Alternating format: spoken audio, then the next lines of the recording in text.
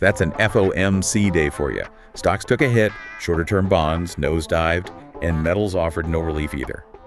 Today was a reminder that major Fed days can shake the entire board, not just the indexes. Oh yeah, it was an absolute roller coaster today. Let's unpack what Grok Trade is seeing after today's Fed day reaction. And quick reminder before we walk through the charts, this is not financial advice. Everything we share is pure market commentary, technical analysis, and chart-based opinions.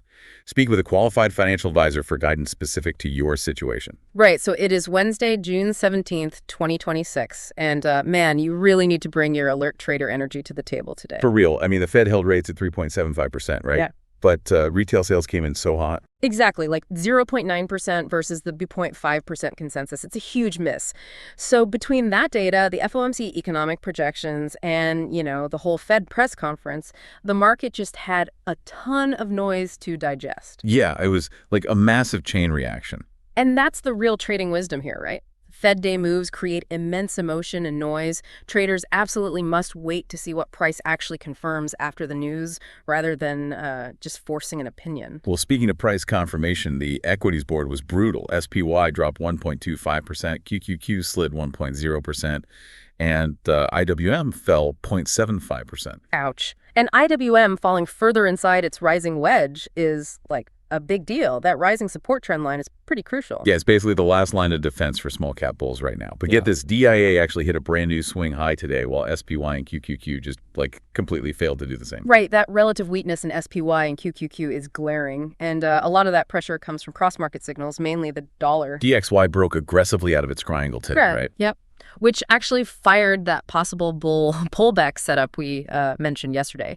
And remember, a ripping dollar is a massive danger signal for equities. Totally. It just pressures the whole system. Plus, shorter-term bonds complete nosedived. Yeah, and HYG dipped hard inside its symmetrical triangle. It's getting, extremely pinched right near the apex. Which is scary. I mean, if HYG breaks those support trend lines and picks up steam to the downside. Exactly. That credit weakness spells serious trouble for stocks. Drop a comment and tell Grok Trade what stock you're watching or what market question you want covered next.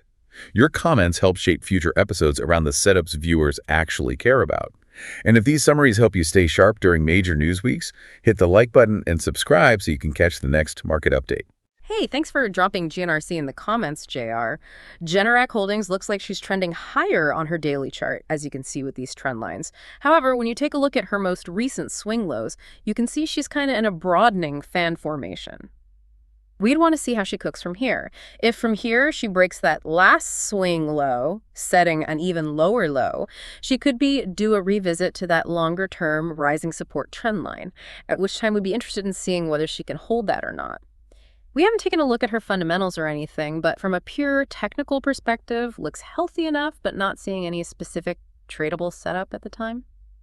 Let's see how things shake out in the broad markets, and perhaps we can take a look again at this one in a couple weeks or so to see how she's developed. Hope you're doing well, JR, and thanks again for the ticker suggestion. Always great to break those down. But hey, I'm curious, did alternative assets offer any safety from all this dollar strength? No. No relief found at all, unfortunately. Seriously? Not even crypto? Nope.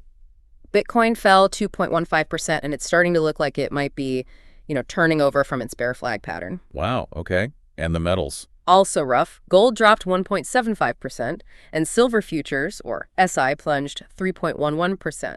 They both dropped aggressively out of their bear pullback patterns. Man. So I guess the main thing we're tracking now is whether this dollar strength and credit weakness will just keep pressuring stocks. Right. We'll definitely catch you tomorrow to see if today's Fed day pressure gets follow through. Absolutely. Have a great rest of your day, everyone. But quick thought to leave you with before you go.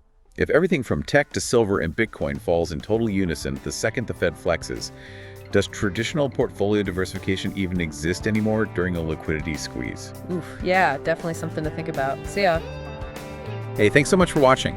If you're a newer trader and want a great foundation with no fluff, start with our free Trading 101 videos at groktrade.com/learn.